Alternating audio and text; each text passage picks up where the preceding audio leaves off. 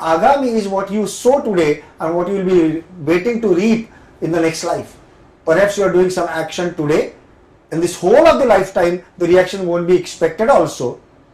But probably in the next lifetime, Agami is coming further, coming forward, coming after a while, after some time.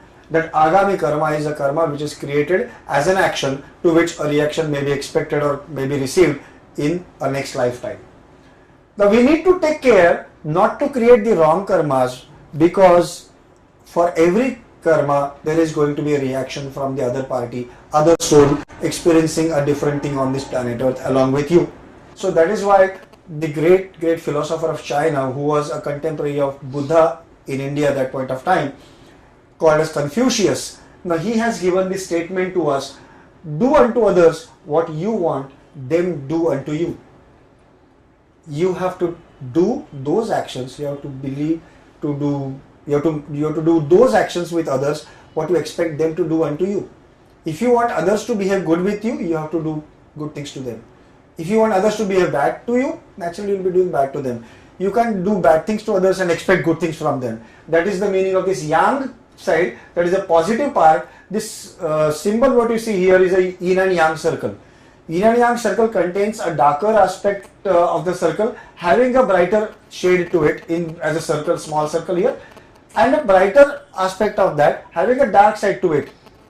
So every dark side has something bright into it, every bright thing has some dark shade attached to it. That's how the life is made up of. Now this positive side and negative side, the darker side and the brighter side. If you look at it, the brighter side or yang side, what we call, this is do unto others what you want them to do unto you.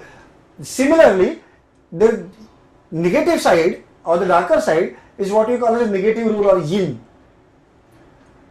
It is just a negative statement of the similar meaning. Do not do unto others what you do not want others do unto you. We undergo various experiences, and these experiences sometimes give us the wrong returns. Again, attributable largely to your karmas, wrong actions that you have taken in this lifetime.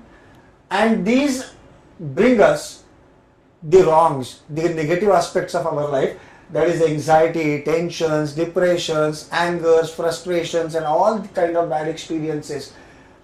We are having a lack of focus in our life. We don't know what to do ahead. We don't know where to head to. And all these experiences are so frustrating sometimes. And then there is a common question asked by the person undergoing these experiences: why me? When good things happen to us, we never ask why me and why not others. But when bad things happen, invariably people think about this. Whether they ask the question to God or they ask the question to themselves, but they invariably ask this question: why me? Is it what was planned by me?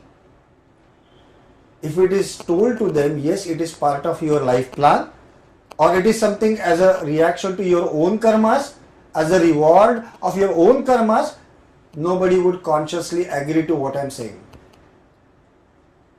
All these things are happening at a very subconscious level, at a very subtle level, and nobody would be agreeing to this. Now, let us understand further. When people suffer all these things, all negativities, what they resort to in the modern life, with the advent of science, with the advent of lots of medications coming in, people resort to various medications, tablets, syrups, the injections. They undergo lots of operations and lots of medical treatments because they are not what they came here as. Their life has changed, their body has suffered because of the mental impacts that they have gone through, and then they are suffering. The external solutions, some people are still further going into something very weird and awkward things.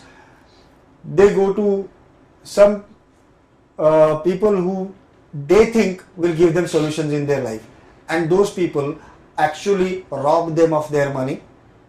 They give them odd solutions, and then the solutions don't work. They are into the debt traps.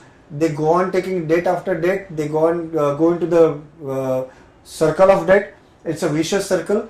and they cannot break it, and then they ruin their life. Out of frustration, they would ruin their life. What is the right way? What is the right way out of all this negativities, frustrations, all the negative experiences, the negative impacts of the karma or negative impacts as planned in your life script? What is the right way? We are confused. We are perplexed of the situation. We are absolutely disoriented in our mind, and we don't understand where to head to. We are absolutely lost. And that is the situation, that is a time when you really have to go back to the very basics of your life and ask yourself a question: who am I? What I'm here for? What is the experiences that I'm going through? Is it part of my own life script? Have I planned it? And if I can plan that, can I replan it in a different way? If it is a script made by me, written by me, can I rescript my life in a different way? If it is a result of my own actions or my own karmas, can I set aside those karmas? Can I change my life towards better?